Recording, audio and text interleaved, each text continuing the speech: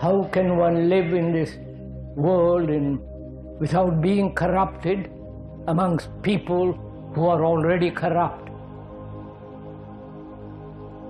How to live such a life in which there is no corruption?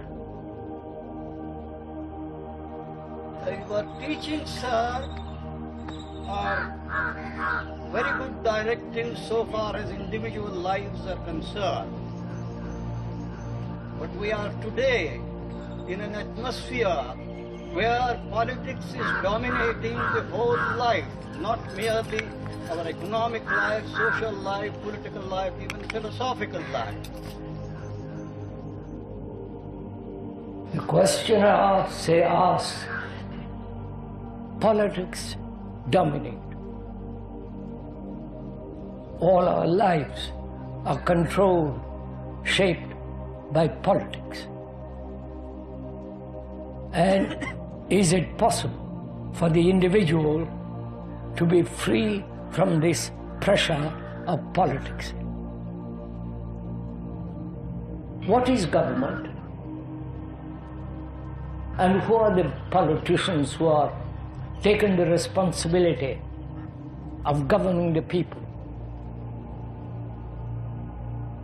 In a democratic society, in a free election society, you elect the government, the politicians, right? You are responsible for the government. And if you don't want that government, pull it down, right? By your vote, change the government if you don't like it. But the vast majority of people, ignorant, they don't know what's going on, they are hoodwinked, they are cheated. The vast majority of people are ignorant, deceived, promised, and all the nonsense of electioneering goes on. What is one to do? What will you do? The vast majority of people elect somebody who is corrupt, power-minded, concerned with his own self, with his own little family. What are you to do? What will you do? It has been a human problem all along. From ancient of times, the few want to change, live decently, not be corrupt. If few, but the vast majority is living a life of corruption. That's the way of living. Smuggling and all the thing that's going on. And what is the few to do? Government is elected by the vast majority. What am I to do or you to do surrounded by a vast majority of people who are so ignorant, so deplorably, inwardly nothing, right? When I say vast majority, I don't mean the illiterate people alone. I mean the highly educated, learned, moneyed, elite of the society also. Yes, sir.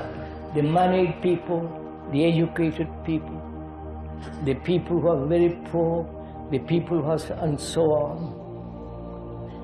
How will they change?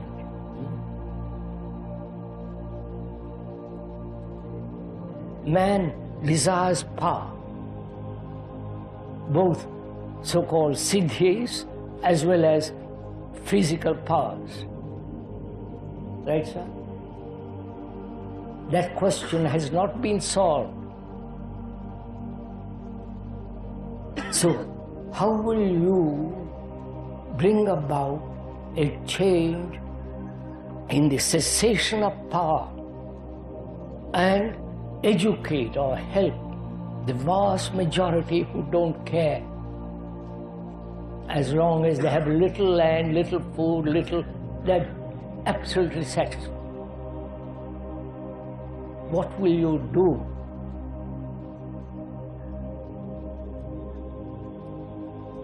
Educate is the only way. There is no other way. Educate is the only way. Then why isn't there proper education in this country? Now education is being gradually controlled by the government, both in totalitarian states as well as here. Now how will you change a government who will bring about right kind of education? You move from government to education to individual. So it comes down to this, sir, that we don't take the responsibility of each one of us to see that thing doesn't happen.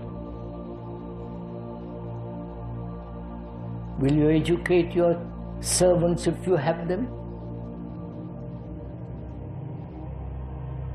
Educate their children? Huh? Obviously you won't.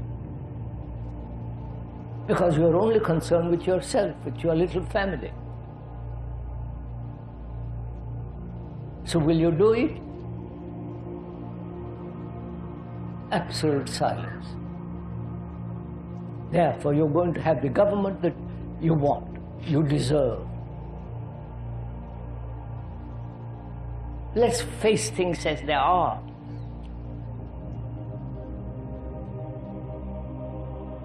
So will you, as elect people who have the capacity to vote, be responsible for the care of human beings? You understand, sir?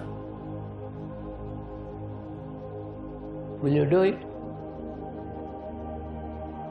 That means, sir, care implies love. Have you that care, that attention that love brings? Go on, sir, answer it. Which means you will educate your servants' children. You must begin very near to go very far. But you attack at the top and not begin near.